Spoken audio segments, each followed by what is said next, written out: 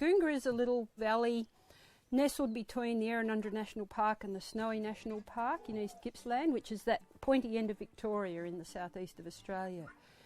Goonga is fairly isolated in the mountains. It's a long way to the nearest shop, so if you run out of milk or bread, you can't just, pop down there. It's about an hour and a half down the road, long winding road down to town.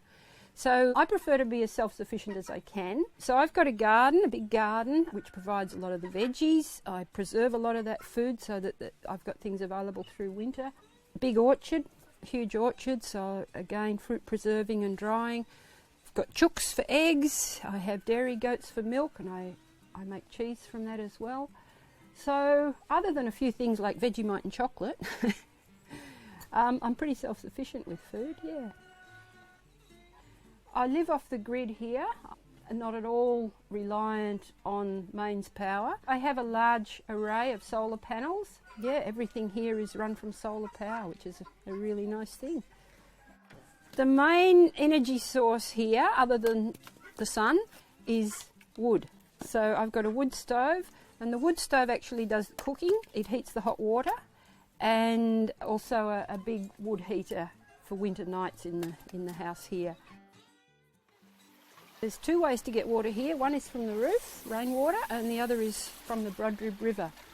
But mostly I get it from the river, which is very clean, and use a water wheel to get it out. But it pumps about a litre a minute, and if that's going 24/7, there's plenty of water. It gravity feeds it back down to everything, the animal troughs, the gardens, the house. The toilet, just the old-fashioned bucket dunny, or can dunny. So what happens is that I ask people not to wee in it because that fills it up really quickly, and then ash goes on top and it suppresses the smell and neutralises the poo, and then when the bucket gets full I dig a hole and put it in. I suppose I have a bit of a conserver element to my to my personality. I don't like seeing anything thrown out that might be useful, especially if it's old or if it has a story or there's some character in it. Since I was a kid, I've just seen that humans do so much damage to other living things, to the planet, to the forests, and I've not wanted to be part of that. So that's why I'm living as I do, pretty self-sufficient, not being part of that big machine that's gobbling up the earth. I've never been one for crowds. I'm quite happy being on my own and just having animals. What more do you need?